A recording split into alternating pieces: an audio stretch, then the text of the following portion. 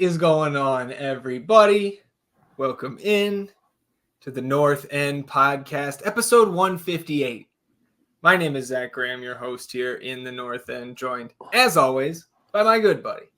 He's on record as my best friend. His name is Ian Michaud, and we call him E, a.k.a. Lee James, a.k.a. Sebastian Drew Easy, a.k.a. Easterdamus, a.k.a. Pap E, O'Daniel, a.k.a. The Fashionista, a.k.a. Chili Willy, a.k.a. Joe E. Chestnut, a.k.a. Ian Stonkel. E, midweek, Austin, Texas.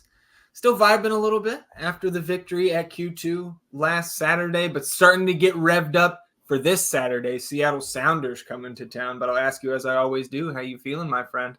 Oh, I'm doing excellent, man. Yesterday was Moochie's birthday, so we have been having a great time as of late, getting him a lot of steak, making that for him, preparing it, So I always have a good time when it's his birthday, and yes, still riding high from Saturday. What a match, what an event! But shifting gears here to Seattle, this is going to be quite the test, and two teams right in the thick of it. So, man, I'm looking forward to it. It's going to be good.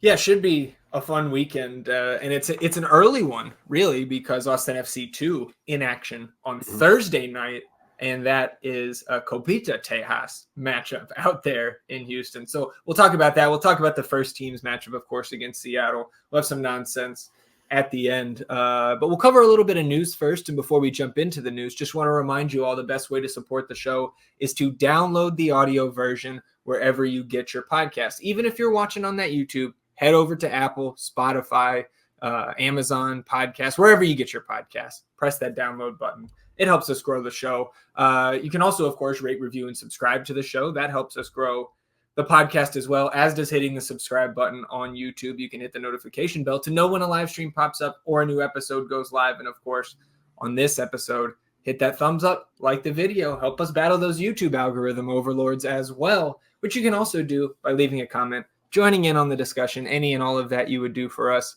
we would greatly appreciate it. Wash yourselves clean in the waters of the North End.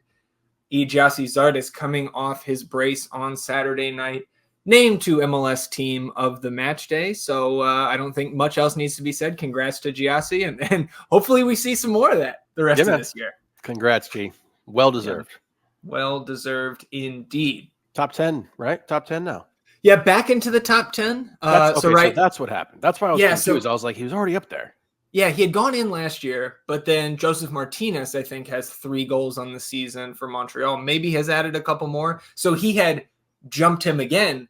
And then I think there's another retired player. The name escapes me right now, but I think they both passed that gentleman. So now both of them solidly in the top 10. And we can duke it out, I guess, for the 9 spot the rest of the way. Hey, that's fun. Yeah, not bad. Let's put on, just real quick, let's put on the tinfoil hat here, E, with some of this news, because Meet the Team event was originally scheduled for Saturday, July 27th, right? That is the day after the Pumas match, which is our opener for the Leagues Cup group stage. So yeah, I see this. Let's not worry about the Pumas part of that yet. Okay. We'll deal with that team when we get there. But the Meet the Team event moved from Saturday to Sunday. And in that announcement, which was sent out to all season ticket holders, the club notes, due to an exciting to-be-announced Austin FCito event at Palmer Field on Saturday, July 27th, the Meet the Team event has been rescheduled for Sunday, the 28th. So, I get excited about the Meet the Team event, trying to complete my jersey with as many Austin FC signatures as I possibly can. But this caught my eye, because what the hell could a to-be-announced Austin FCito event at Palmer Field be? One that is important enough to bump the first team event back a day, right? Yeah. So I guess let me just get my theory out there. Yeah, I was going to say that. Answer your question. We don't need to go here. through. Yeah. I think this is a rebrand.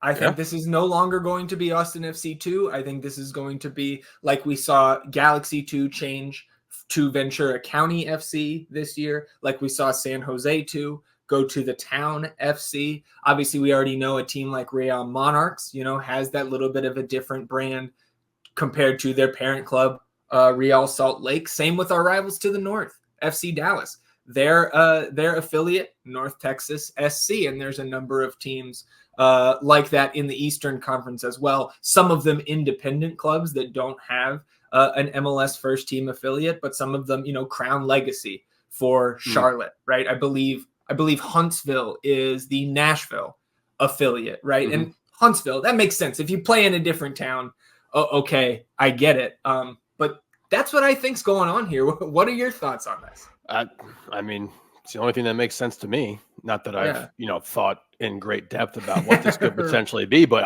I thought maybe player signing, but you wouldn't bump the first team for a player signing for Austin FC 2. So we also have player signings like every game, right? You can just walk up to these guys if you want to after the game. Pretty much, they all come over to the fence. I'm saying like bringing in a new player. Oh, okay. Player signing. Gotcha. Yes. Yeah, not for FCito though, right? That's what I'm saying. That doesn't make any sense. So I mean, we were curious earlier in the FC or Next Pro level about these teams that had different names. We're like, who the hell is the town? What's going on here? So that does seem to check out to me. And like you said before we jumped on here, anything to sell some merchandise, I suppose. Yeah. Well, and I think too, like, I was kind of surprised at the beginning of the year, right? Because we also, if you're going to a rebrand, we've already done that with the kits, right? Yeah. They're black and white. There's no Verde in those kits, right? And I know that a lot of fans, the diehards, right, myself included, if I could get my hands on one of those black kits that they have with the star above the crest, like, give it to me, right? Yeah. I'm opening my wallet for that.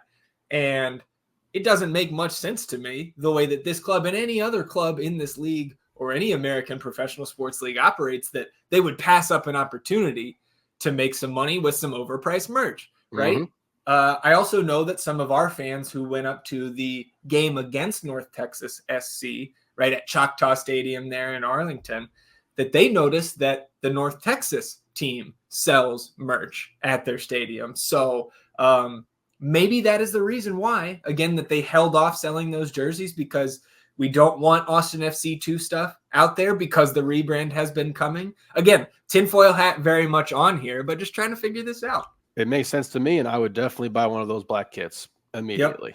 Yep, same here. So we'll keep our eye on that, obviously, to be announced there, and that's about 2.5 weeks from now, so we won't have to wait very long. We have to wait even less time, to see Osman Bukari and Mikkel Desler on the pitch. You would think, at least, because we did get some crumbs today. First, not really crumbs, because the club just came out and gave us a clip, with the description and all. You see Osman Bukari combining with Yassi Zardes in a drill today to put one past Brad Stuver.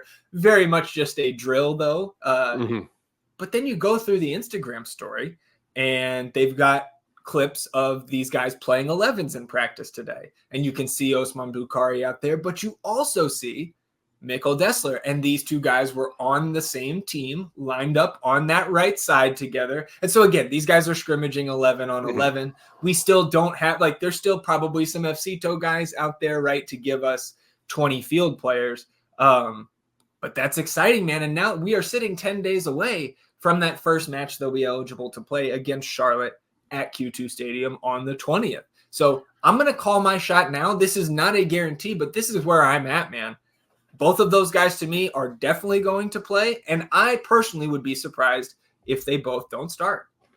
Put me down for that as well. I'm just thinking about the atmosphere coming into Q2 on the 20th, man, and what that's going to be like. Like, you saw me like trying to hold everything in there because I was just getting so excited about that idea, that potential. Like, it's going to be electric. It's going to be awesome. So seeing those crumbs earlier today, man, just can't help get excited about it. You know, I was doing the article for this match coming up here versus Seattle, and I was like, man, there's actually we got some good stuff going on right now. Like, this is great. Like, Danny's not suspended. He's back. Julio back, full go. Diego not suspended either. Yep. Birthday boy Mooch has just gotten up. But yeah, dude. So now, like, you add this on top of it, and it's super exciting. I'm ready to go. Yeah, same. Of course, we've got 2 matches between now and then. But I'm still going to get excited nonetheless. It just doesn't make much sense to me for these guys not to start, because you've heard Coach Wolf giving the excuses of and excuse or not, right? Sometimes it's just the reality that, as he said a couple weeks ago, Roto purposefully left the roster thin to make these moves here in the summer. So now that we've done the work to get them here with their paperwork, settle in with their off the field stuff, get the family members here, right? I don't know if we have confirmation of that type of stuff yet, but again, doing everything in the club's power to get these guys integrated by the time they're eligible to be on the pitch. I cannot imagine that the plan is to not have these guys out there. I could not imagine it either, man. It's just, oh, man, I'm so excited. It's right here. It's here. So. Oh, it's great. I don't know how many times we have said that since the Desler and Bukari rumors and confirmations and all that, but it's not going to be the last time between now and the 20th that we say that here on the podcast. So we can leave that in the rearview mirror, and let's focus on what lies ahead here on Saturday. A team that we have never beat at Q2 Stadium, Seattle Sounders. I know you said it. You were on the preview for the northendpodcast.com this week, so I'll toss it to you to start talking a little bit about our opponent this Saturday.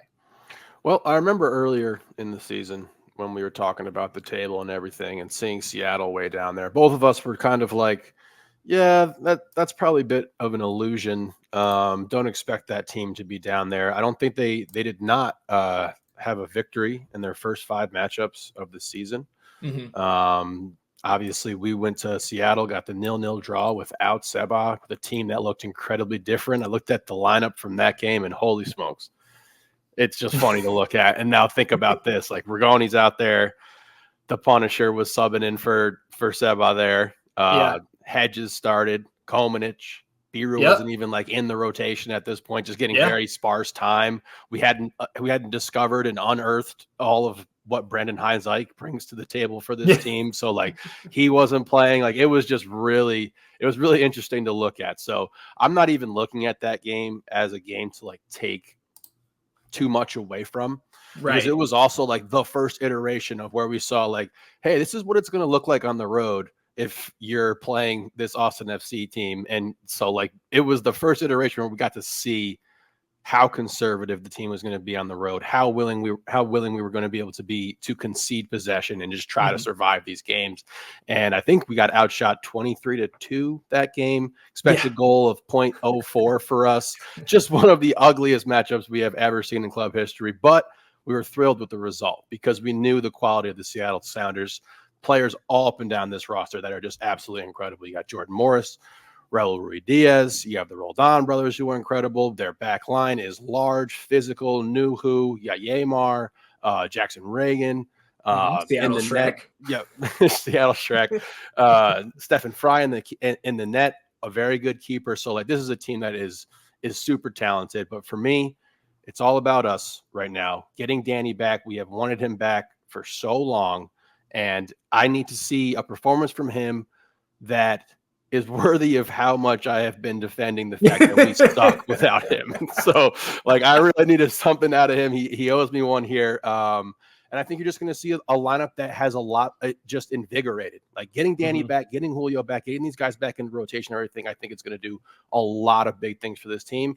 And we're going to need it because, as you said, this team has never beaten Seattle at home. And they're hot right now. So like they started out the season without a win in their first 5. They have not lost in their last 5 games. They have had a bit of a favorable schedule. Got to run into New England, who sucks. Got to play the Chicago Fire, who also suck. So, but again, you just play who's in front of you. And then you go back one game before those two and you get to that Dallas matchup, which was very, very, very fun to revisit. Yep. I'm going back all the way to that match that we had in the second week of the season, because you said, and I ultimately got there, where like I was satisfied with the performance, right? All things considered, going back and watching the film the next day. But I don't know if you remember how much you had to try to pick me up after that game. We were watching at our buddy AG's, and I was Oh yeah, I was mad. I do remember that. I was like, how can we look this bad? Yada yada. And you were the one telling me, look, we're trying to play this way. Look who's not on the pitch. All this stuff. So I remember that very vividly at the beginning of the season, and how my opinions of our road strategy have changed since then. Just me, the voice of reason. Yeah, exactly. Come on. I don't think that this team is too dissimilar in their, maybe a little bit different in their pathway of how they've gotten to a similar point total as Austin. Mm-hmm. But you mentioned they did not win through their first 5 matches, right? It took us, I believe, it was our 5th match where we finally got our first win. And again, like you mentioned, the schedule of late, yeah, it's an easy schedule, but I think you got to give Seattle a lot of credit for just taking care of business, right? They're beating the teams you're supposed to beat. And that has, as you mentioned, kind of throttled them up the table now. They sit just 1 point above Austin, but 11 goals in between us in terms of like we have the -6 goal differential. They have that +5.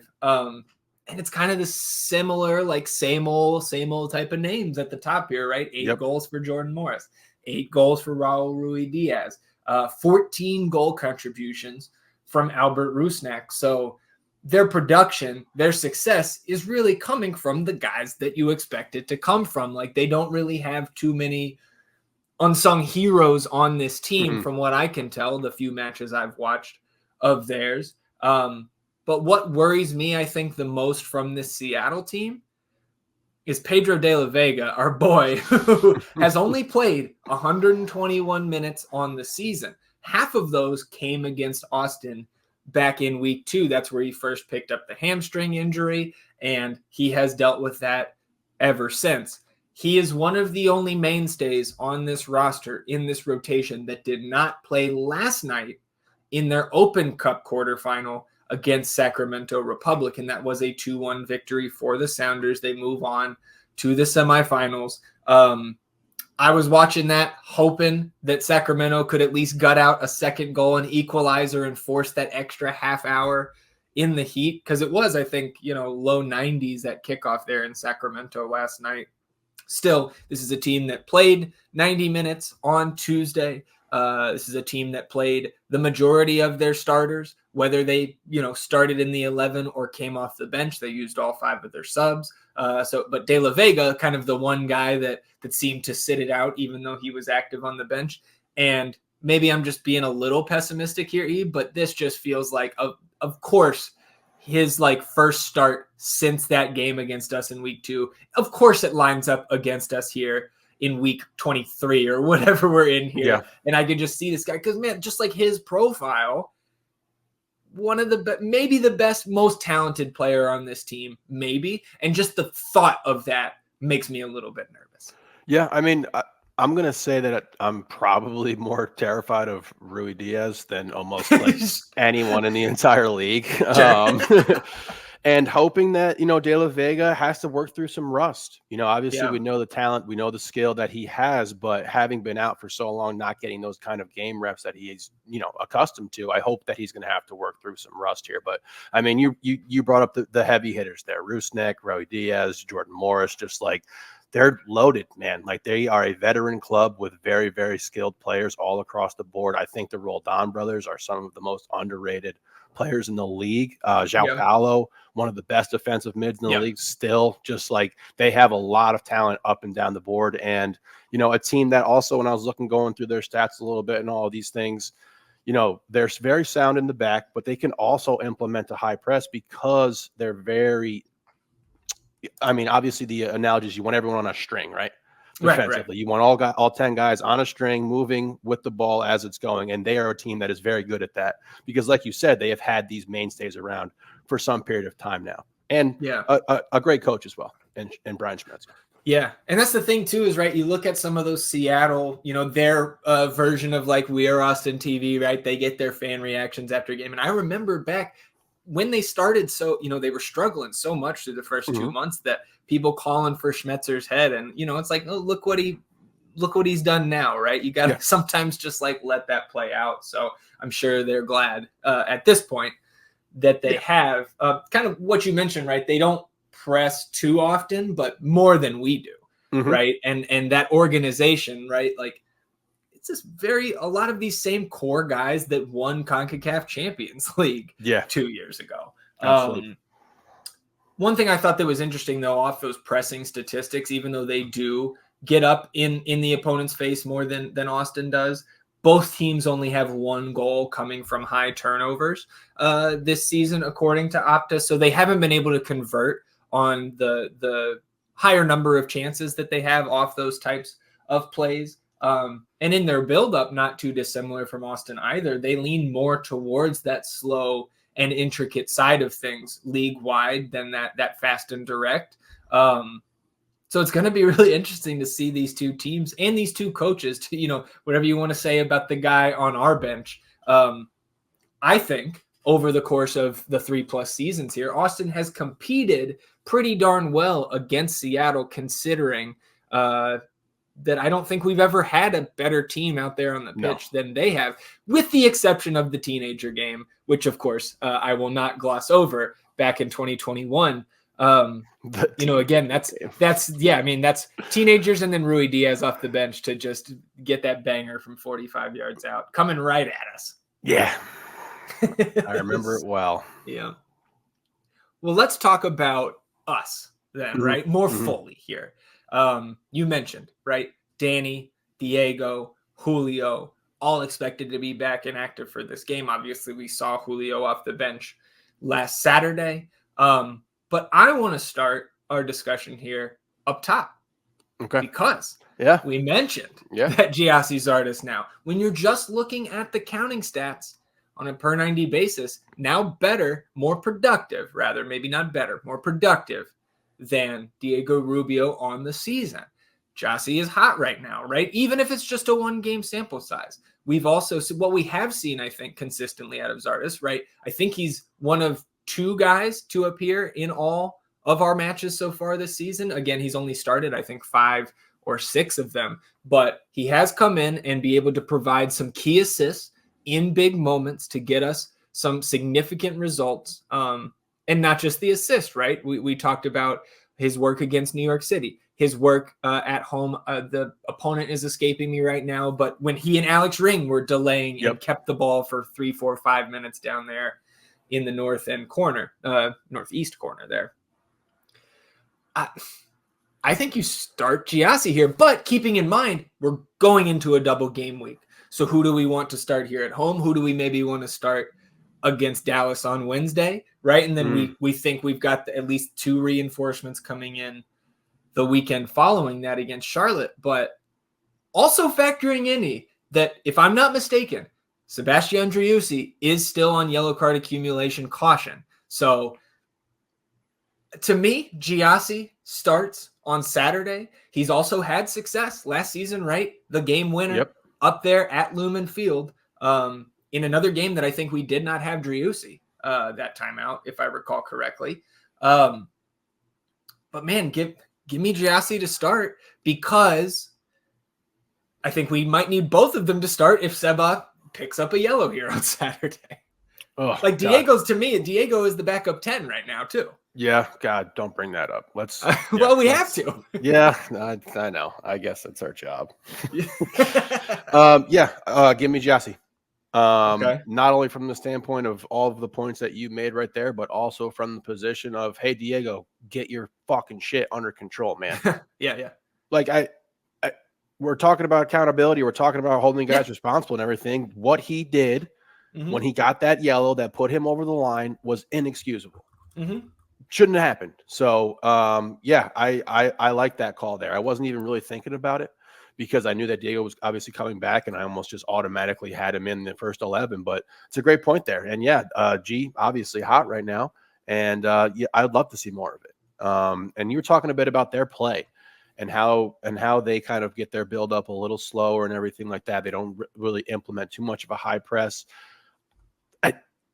Those are the kinds of the teams that we do, like compete against, like you brought up, where it was like, we've played this team quite well, Yeah. given the gap in talent between the two teams. It looks better against those style of teams, right? We look much better against teams like this, absolutely. And then obviously we look so much better at home. So I think outside of the 9 position, Danny's got to start for me. I mean, did he log a single minute in Copa? No.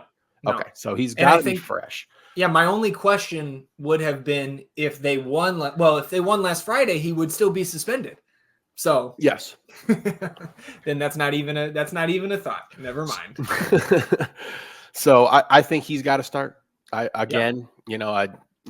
He's our second best field player. We need him out there.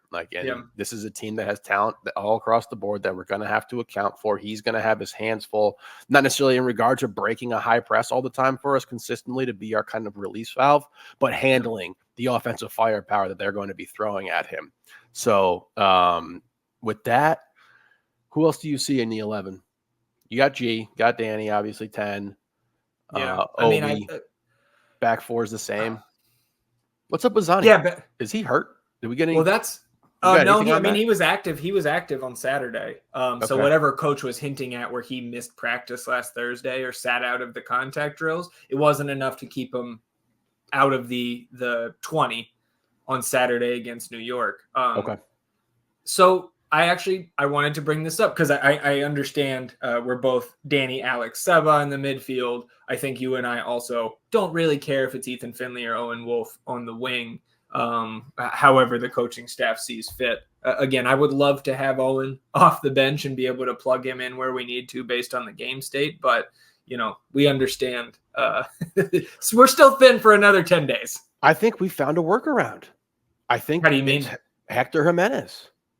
I think that's the workaround there. I think that gives us the positionality kind of moves that we'll be able to make by getting Hector in. And you can kind of move Johnny around.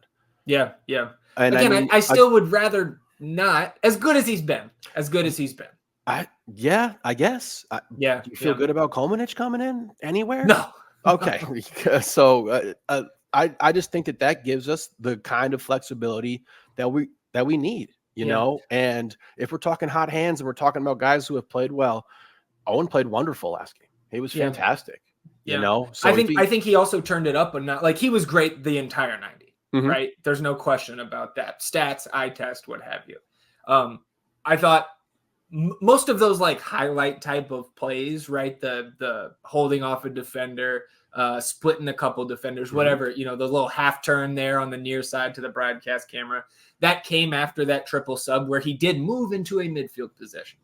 So I don't know if that gives him a little bit more opportunity to be on the ball there rather than out on the wing. Because when he's been on the wing, he's been more of that, right? Receiving those passes and been a hub like that. But I don't feel like we've seen so much creation out there on the wing. Maybe I'm reading too much into it. I do want to go back to the Kolmanich Hector backup fullback talk. I think I feel equally as nervous about either of those guys coming in. We've seen because as we are so high on Hector in my eyes. We're so high on Hector because the bar was so low. The expectation was 50 minutes. I agree. I mean, I just think it's somewhere in the middle. He has passed the eye test every time he's been out there. Every single time.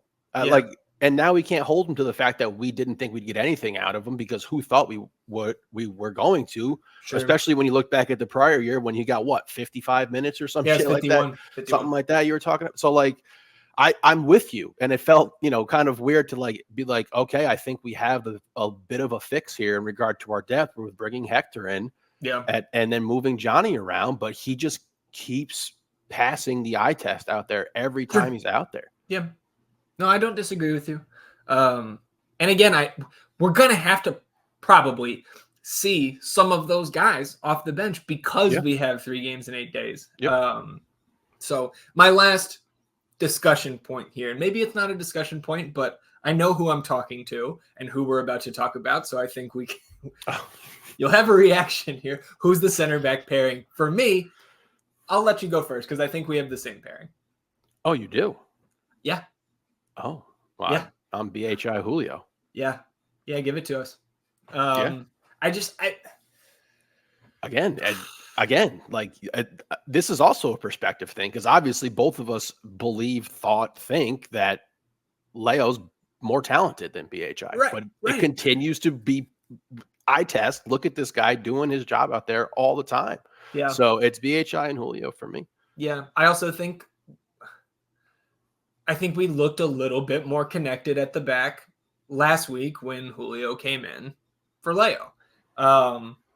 Again, I'm not, the sky is not falling for me if Leo is out there. I think he has been solid of late. Like we know about the giveaway that resulted in a goal against Sporting, right? I'm willing to give him a pass on that. It's more the like loose with the juice stuff at the back that we've kind of seen over time a little bit more, I think, than Julio this season. So again, whichever of those three is rolled out there in a pairing, I'm fine with. I guess it's both, I think, what I want to see and what I think we're going to see. I think we see Julio get back in there. Okay. I think that's fair. And, like the thing with Leo, man, is it's like, I also will give him a pass on that mistake. Everyone, you can't hold to people. Like, exactly. So, but like, and the things that he does really well really don't show up all the time. Yeah, sure. He's not like with like Julio, good or bad. Like when he's bad, you see him completely miss a mark. The guy runs faces right in front of him, puts the ball in the back of the net. Really good, generates some offensive chances on the other side, gets ahead or what have you. With Leo, he's not giving you that like really good on the offensive side of the ball that Julio does possess. But he's also never somebody who has been one to have those just kind of like, hey man, you're a defender.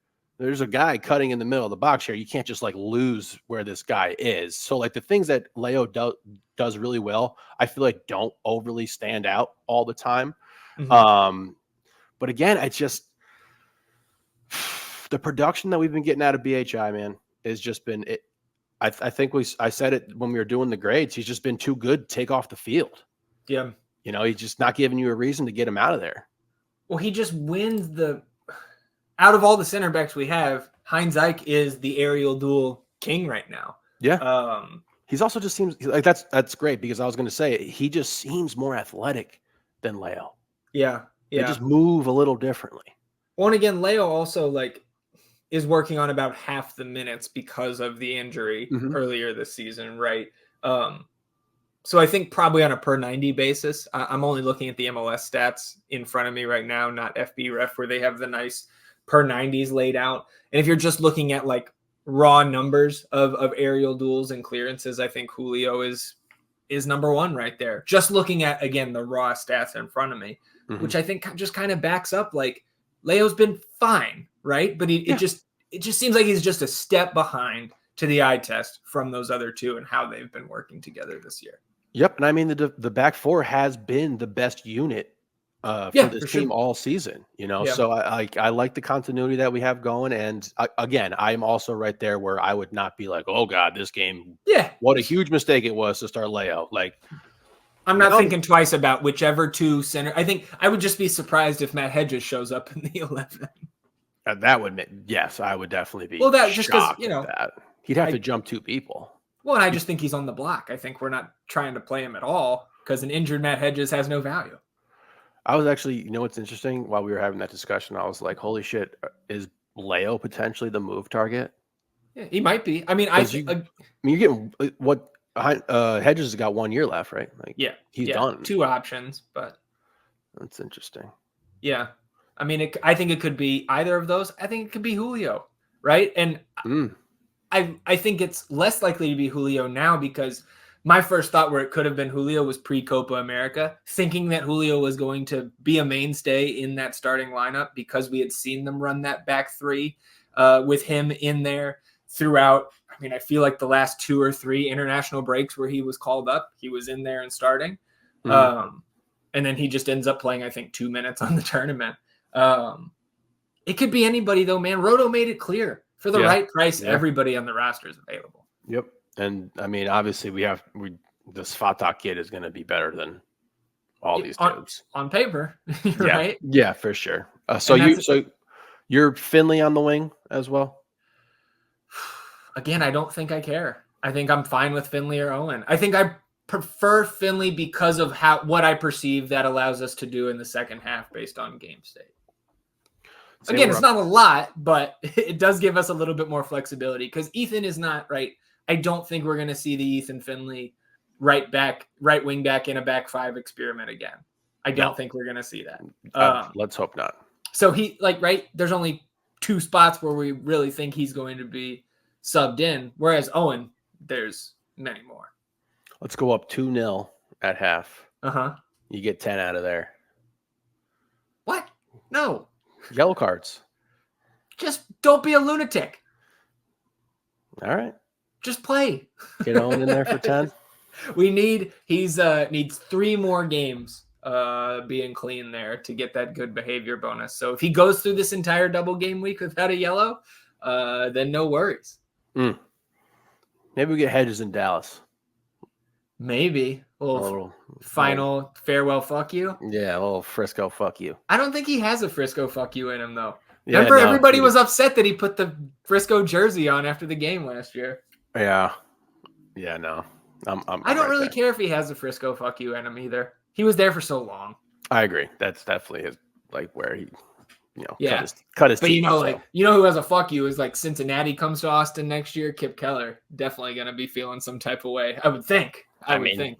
It'd be the easiest. All you have to do is pull the Jared Stroud and you're golden. Well, that's only if we go up there to them, right? I don't know if it works. Who knows? We're off the rails talking about Kip Keller here. Yeah, anything else for you on this game before we wrap up? Deep into the center back hole there. No, I feel good about the 11 that we worked through there. That process. Give me the G start. I'm all for that right now. I think that'd be a really good call. And yes, BHI Julio. All right. How much is Austin FC winning by on Saturday? Look, man, I'm feeling good. Okay. I'm feeling good. All right. All right. We got Danny's back. We got the crumbs from the new horses that we have purchased to enter the stable. Horses. Just some real man horses. Centaurs, if you will. Oh, okay. So I'm feeling good about that. I'm feeling good about the fact that they had to play on Wednesday. I'm feeling good about the fact that Tuesday. But yes, I agree. Tuesday. I'm feeling good about the fact that their roster's a little bit older. It's a bit of an older roster. Yeah. We know older legs are going to take a little longer to get back on track. I'm just feeling good, man. So I'm going to go ahead and put it up there. And like I said, we talked about their style of play and how we look a little better with that. We've never beaten this team at home. Mm-hmm. We've been checking names off that list all season long. A lot of firsts this year. So I'm feeling good. I'm thinking I'm going 3-1 here. Woo! Golly. So how about shooting from outside the box?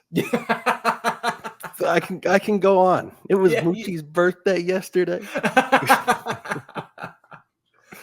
Well, shit, man. I think you got me to buy in here. I'm not going 3. 4? I'm going 3.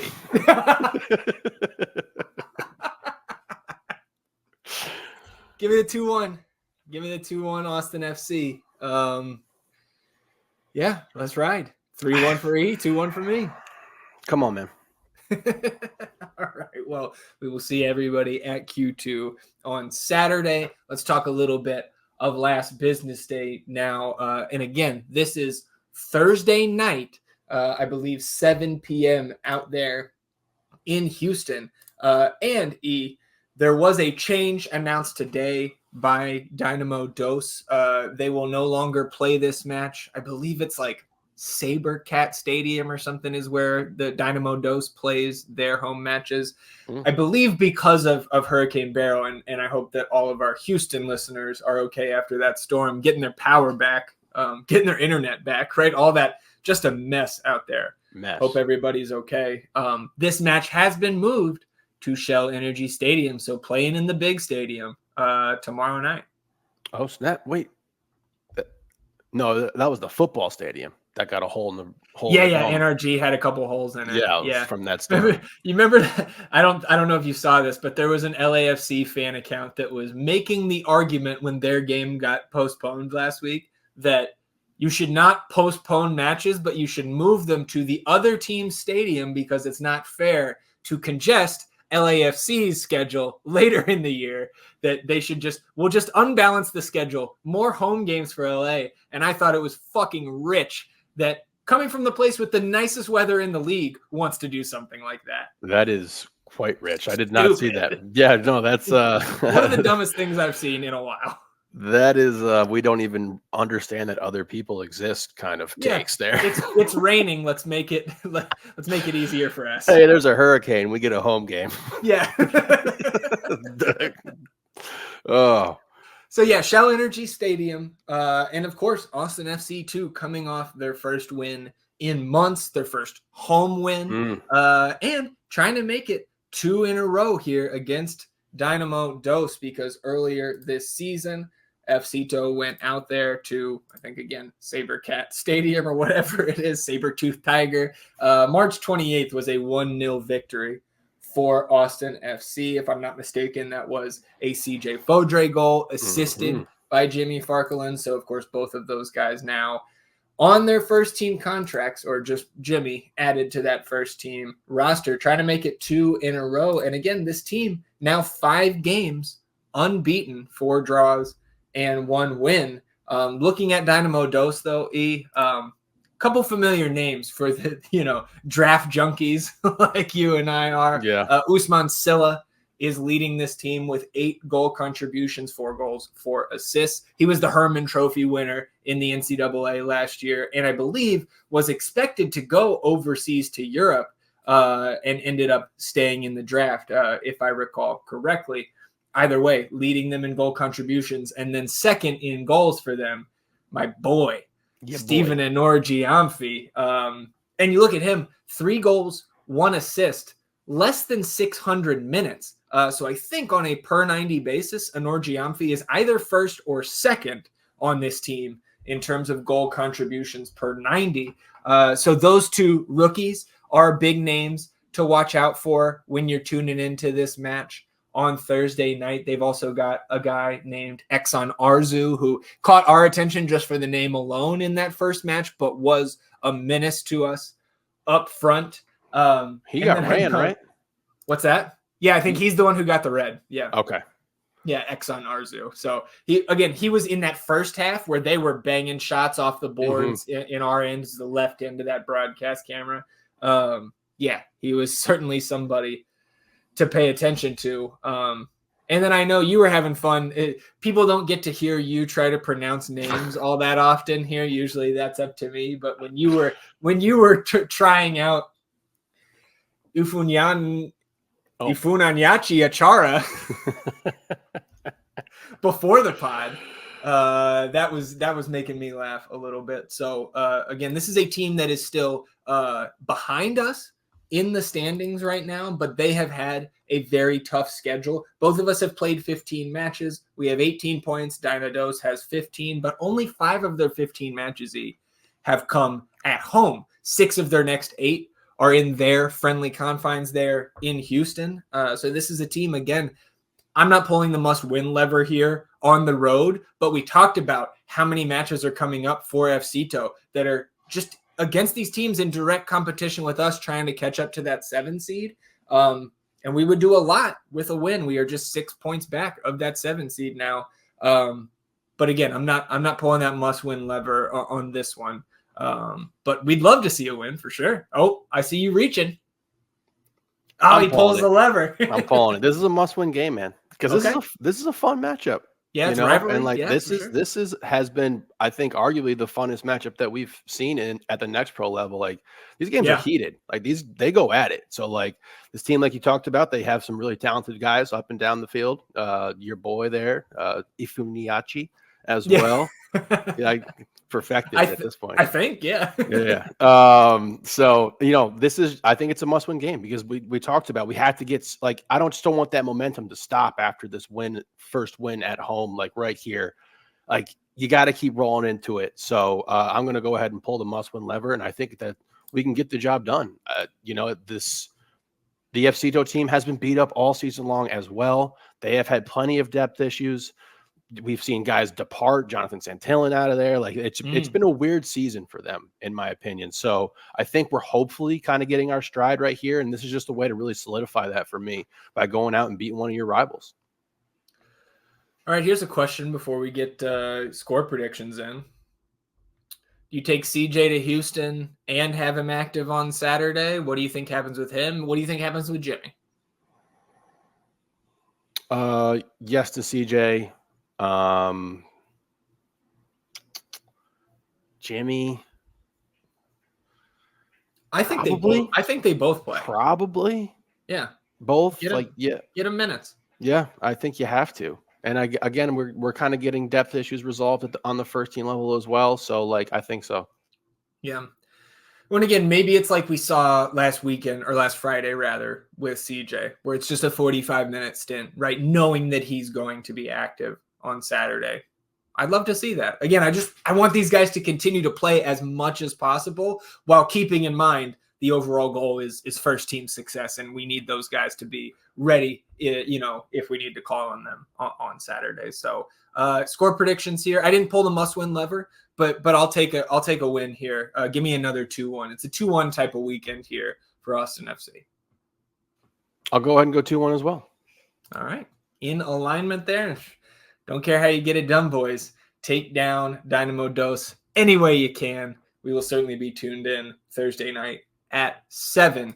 Let's close it out with the nonsense here. We can talk a little bit of best ball. We had the midweek scores here, and Verde all day, Phil West coming in with the win. Again, this was last Wednesday and Thursday's games, 45 points for Verde all day. That put him into third. Season low, 17 for the Verde Penda podcast, falling back to fourth. But again, that group of four still tightly packed together. We Are Austin also snuck up into first in the midweek, 2-point buffer over Moon Tower in second. Us and Texas Ring of Fire, both 35 points. So we did not cede any ground in the midweek to our Spoon rivals there, but pulling up what happened over the weekend. Texas Ring of Fire with their first victory of the season. Oh, God. 51 points, 34 for the North End podcast. So we still have a 21-point buffer there in the Spoon race. But without Messi, we don't like to see that. You also got 45 from the Verde Pendant. So they show some signs of life after their 17, 42 for Verde all day. That puts Phil into a tie with We Are Austin TV in second because Moon Tower outscores We Are Austin by 10. They retake the overall lead. And a note on these scores, MLS has yet to finalize fantasy scoring over the weekend because they have a scoring bug. So these scores are not final, but this is what we have right now. Okay. Thank you for the note. Good, sir. So we'll see, man. I'm again, just the outsider looking in. What if any of the gifts you can conjure up with somebody looking sad through a window while their friend, the Squidward sitting in his house is how I feel watching this title race. But it's going to be fun. And now just a couple weeks away from that transfer window draft where we do the hard work of maintaining fifth here coming up on the League's Cup break. Solidifying ourselves. Yes, exactly. So closing it out with the end of the nonsense here, the bets week 23, and we took that little step back in the midweek, back to our winning ways here over the weekend, plus 3.4 units on the back of our cover boy, Jassy Zardes scores plus 260. We also get Cincinnati to win, Austin to win at plus 185, Hernan Lopez to score plus 230. Plus 3.34 units, which brings us to plus 9.96 units on the season. We are almost at double digits. One more good weekend and we could be there. I can taste it, man. We're right there. All right, everybody. You can read E's match preview article Wednesday evening, the northendpodcast.com, Friday evening for the week 24 picks. And of course, one more reminder, download the episode in audio form to support the show. Anything else for you before we shut it down on episode 158? Can't wait for Saturday.